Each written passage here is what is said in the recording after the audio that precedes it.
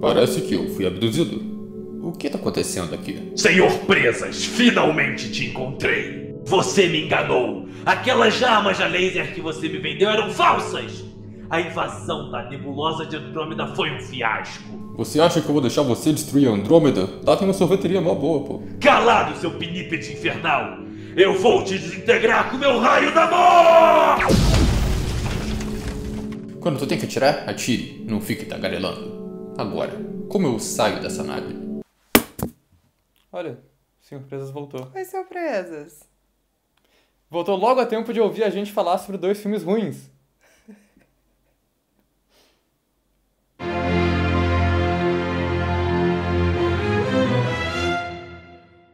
Olá pessoal, bem-vindos a Trecheira Violenta. Eu sou Osvaldo, essa é a Karina, e o filme da vez é A Armadilha, de 2010, e Armadilha, de 2012. O que aconteceu foi que a gente estava dando uma olhada geral nos filmes de qualidade questionável que estavam disponíveis nos serviços de streaming e acabamos nos deparando com Armadilha, que tinha uma premissa ok e a gente deixou anotado mentalmente para uma possibilidade de assistir depois. Quando a gente foi pesquisar sobre ele de novo, a gente descobriu que tinham 3 filmes chamados Armadilha na Amazon Prime. Um deles era uma ação de quase 2 horas de duração, a gente desconsiderou. Mas os outros 2 eram filmes de terror, com 1h30 cada um, e eu dei a brilhante ideia. Pô, por que a gente não assiste os 2 e fala dos 2 em um vídeo só? Vai ser engraçado. E não foi meio sofrido, talvez tenha sido uma péssima ideia. Então o filme da vez é A Armadilha, do original Prowl, de 2010. O filme foi dirigido por Patrick Severson, o diretor de Coração de Dragão 4, e ele estrela uns atores jovens que não sabiam no que estavam se metendo, coitados. Entre eles tem a moça que depois virou a protagonista do Assim na Terra como no Inferno, então tem isso. O que podemos dizer de Armadilha,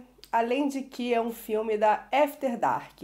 Aquela produtora maravilhosa conhecida por filmes como Reality da Morte, ou da Norte, como você quiser chamar, e o clássico filme ruim da trecheira, que é o The Final.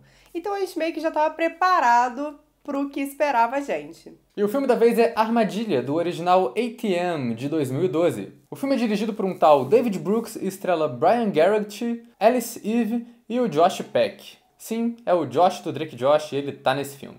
O Armadilha de 2012 já é um pouco mais interessante. Ele é um desses filmes conceitão que se passa todo num lugar só. E no caso a ideia foi, o que aconteceria se um psicopata prendesse 3 pessoas em um postinho de caixa 24 horas? A resposta é, não muita coisa, mas pelo menos foi divertido. Mas antes de falar desse filme, eu vou pedir pra vocês se inscreverem no canal, se vocês não forem inscritos ainda. Comentem aí embaixo se vocês já assistiram Armadilha ou Armadilha, o que vocês acharam de algum deles. Deixem outras recomendações de filmes de qualidade questionável pra gente falar aqui no canal e acompanhe a gente nas redes sociais, os links estão todos aí embaixo na descrição do vídeo. A reformulação das redes sociais da Trecheira Violenta está a todo vapor, então vai lá e segue Instagram e Facebook da Trecheira agora. E claro, já vou deixar aqui o aviso de spoilers para os 2 filmes, porque 1 ninguém se importa e 2 ninguém se importa. Então, vamos à trama. A Armadilha é sobre um grupo de 6 amigos. A protagonista mora numa cidade pequena e tá com fogo no rabo de que tem que ir pra Chicago pra mudar de vida. Então ela larga tudo, vai e um grupo de amigos acompanha ela. O carro deles para de funcionar e eles convencem um caminhoneiro que tá indo pra Chicago a levar todo mundo na caçamba. O que acontece então é que o caminhoneiro não para em Chicago, ele para em um matadouro vazio e larga os jovens lá para serem atacados por umas criaturas que são tipo uns humanos, mas eles pulam alto, andam nas paredes e são canibais. E o grupo de amigos agora tem que escapar dessas criaturas e das reviravoltas ruins que elas trazem pro roteiro. Vamos começar então pela trama que não faz sentido. Essa é a clássica trama de filme slasher dos anos 2000, que começa com aquele grupo enorme de amigos em uma van viajando. Tirando a parte que ele não começa aí, o filme na verdade começa 20 minutos antes disso. Ele tem muito preparo para essa viagem acontecer e para justificar a presença de cada um dos 6 jovens nesse carro. A questão é que isso seria bem legal se os personagens fossem interessantes. Só que todos os personagens desse filme parecem que são caricaturas de filmes slasher, então você simplesmente não se importa. E ele encaixa certinho em todos os estereótipos do Segredo da Cabana. Tem a protagonista certinha, o nerd, o atleta, tem a amiga fútil e tem os 2 maconheiros / figuras cômicas. Então essa enrolação no começo do filme fica só com cara de enrolação mesmo. Parece que eles fizeram uma lista e foram dando um check em todos os clichês pra esse começo de filme. Quando eles estão na caçamba do caminhão, eles simplesmente do nada começam a jogar verdade ou desafio. Isso até que é um recurso legal quando é usado pra apresentar cada personagem separado. Se fosse pra usar esse clichê, usasse pra isso pelo menos, mas nem isso eles fazem nesse filme. E aí eles estão fazendo uma viagem enorme e só mais pro final que eles começam a perceber que o caminhão é no mínimo suspeito. Por exemplo, eles já estão há algumas horas no veículo, olhando pelo buraco da lataria para saber onde eles estão, antes de se perguntar, ué, mas o que esses buracos estão fazendo aqui? Não, toda essa parte do caminhoneiro enigmático é horrível. Eu acho que o filme não quis que a gente suspeitasse tanto dele no começo pra virada do matadouro ser mais surpreendente, mas isso acaba só tirando todo o sentido da coisa. Do tipo, ele leva os jovens no matadouro, isso é alguma coisa que ele faz, que fica implícito que ele já fez antes, só que quem insiste em ir na viagem são os jovens, ele nem queria levar ninguém no começo. Aí um dos jovens oferece dinheiro pra ele e ele fala, não, dinheiro não é o problema, não quis aceitar o dinheiro pra deixar todo mundo subir no caminhão. Só que mais tarde no filme, quando ele entrega o pessoal lá pra família malvada de vampiro, qualquer porra seja aquela, a mulher fala, 2 meninas escaparam, vai atrás dela. Ele fala, vai me pagar quanto a mais então?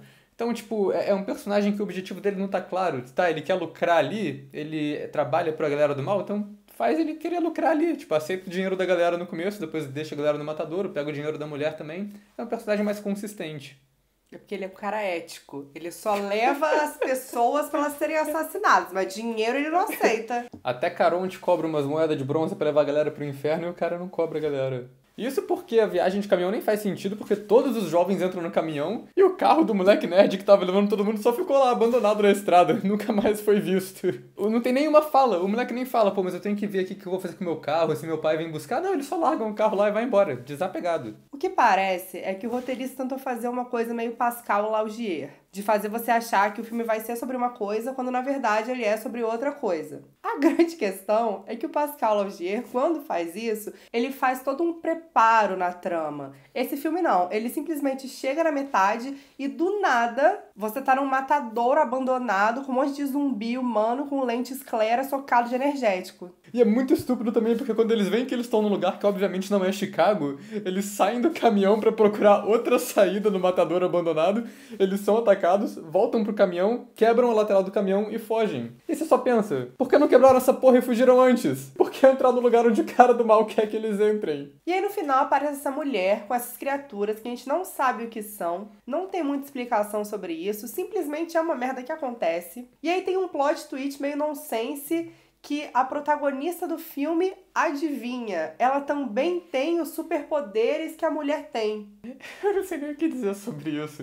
Chega a um ponto que o filme tava tão chato que eu só tava aceitando qualquer coisa desde que fizesse o filme acabar logo. E o filme é uma produção bem barata e ele tem cara de produção barata. Quer dizer, ele já começa com uns planos de gente correndo no escuro na floresta, né? Não tem como ficar mais produção barata do que isso. E como a gente já falou, o filme é da After Dark, né? A mesma produtora de The Final. Ou seja, faz todo sentido que o filme foque completamente em diálogos desnecessários ao invés de ação propriamente dita. Os personagens estão no meio de uma situação bem merda e aí eles param pra ficar discutindo entre si ao invés de fazer alguma coisa de fato. Nossa, me deu flashback de Pânico na Floresta 4.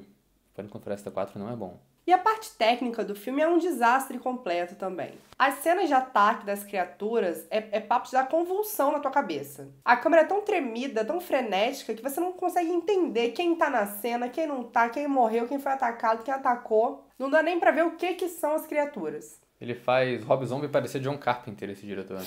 Tadinho. E o filme todo parece que foi feito na câmera de mão, até cenas que não fazem sentido.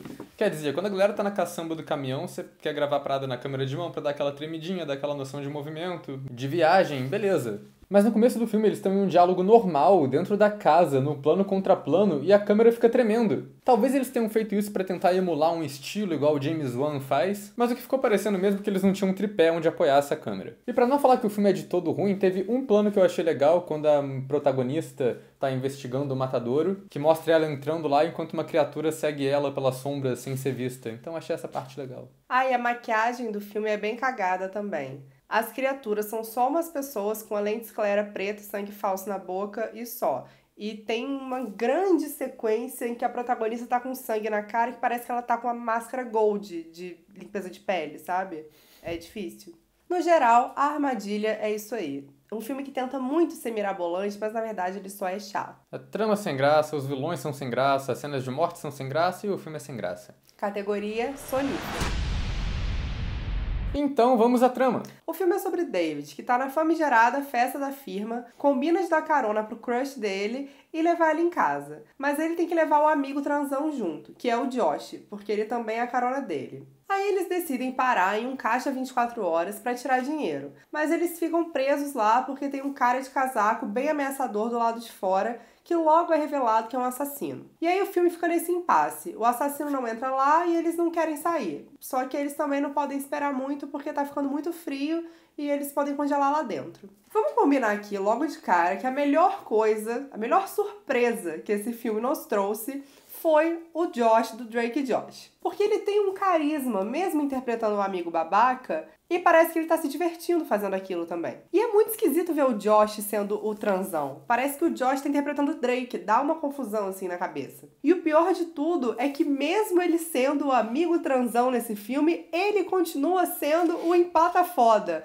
Então, amigo, o problema tá em você, não tá no personagem. E o filme até tem uma trama interessante. Assim, ele é uma zona porque ele é cheio de ponta solta e não faz sentido nenhum, mas o diretor de vez em quando faz umas cenas legais. O começo do filme tem aquela montagem enigmática, porque ele intercala planos da festa da firma e planos do final do filme, que é o como tá o estacionamento, só que depois de tudo que aconteceu. Tem até uma construção de suspense que é legal. Quando eles chegam no caixa 24 horas, a câmera demora pra ir lá dentro junto com eles. Primeiro vai um personagem, a câmera fica no carro com os outros dois, depois vai outro personagem, a câmera fica no carro com a personagem que sobrou. Ela só troca pra ir pra lá quando essa última personagem vai pra lá também, o que é uma construção de tensão legal até com a direção. E o começo do filme tem aqueles vários planos detalhes que mostram os detalhes do plano do vilão. Tem um preparo ali pra aquela situação. Uma pena que, como a gente vai vendo ao longo da trama, o assassino planejou aquilo tudo, só que tudo que ele faz ali depende de improviso e coincidência, então nada faz sentido. Sem falar que a própria situação limite do filme é bem facilmente resolvida.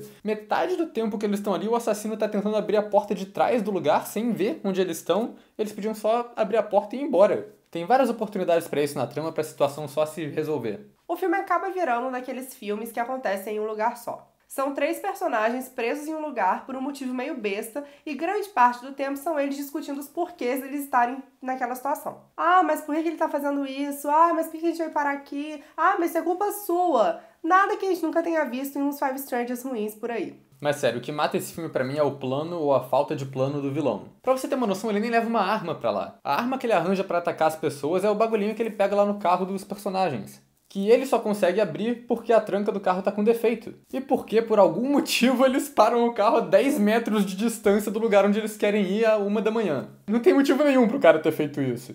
E sério, o plano do assassino teria dado errado se qualquer uma dessas coisas tivesse acontecido. Se eles não tivessem parado o carro a 1 quilômetro de distância do lugar. Se eles não tivessem esquecido todos os celulares dentro do carro, que conveniente, não é mesmo? Se o guarda do estacionamento que encontrou eles também não tivesse decidido parar o carro a 1 quilômetro de distância e ir andando até eles. Se eles não tivessem matado o cara que entrou lá usando o mesmo casaco do assassino. Que, aliás, muito conveniente também, né? E essa cena é pior ainda porque são personagens burros dos dois lados. De um lado você tem o transeunte que chega no lugar onde está escrito socorro no vidro e ele só entra como se estivesse entrando num bar. E aí tem os protagonistas, que eles já perguntaram um pro outro a essa altura na trama se eles têm um isqueiro, falaram que não, porque eles querem acender o alarme de incêndio e chamar os bombeiros. Aí quando eles matam o cara errado, eles revistam os bolsos dele, acham uma carteira, e aí depois no final do filme que ele só magicamente sabe que tem um isqueiro no bolso do cara e pega o isqueiro pra usar. E é isso que eles fazem no fim do filme. É igual o filme da piscina. A solução que eles encontram no final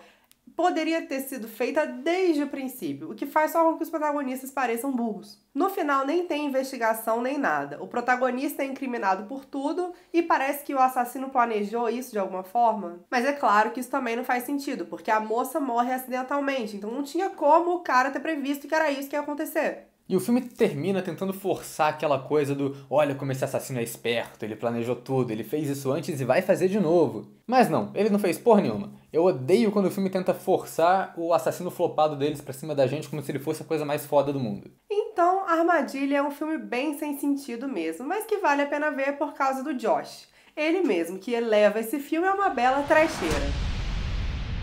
E agora, o que é curioso, as duas armadilhas tiveram alguns pontos em comum também. Os dois filmes têm uma cena em que alguém faz um coquetel molotov improvisado. Os dois filmes têm 1h30 de duração, mas poderiam ter sido resolvidos em apenas 40 minutos. E os dois filmes têm uma cena na qual os personagens estão passando por uma experiência traumática, tá todo mundo fudido ali, aí o protagonista vira e pergunta: você tá bem? O que eu acho que mostra que filme ruim é uma raça que reproduz por osmose e todos temos que ter cuidado. Para fechar o vídeo, Karina, qual armadilha você acha que foi mais eficiente como armadilha?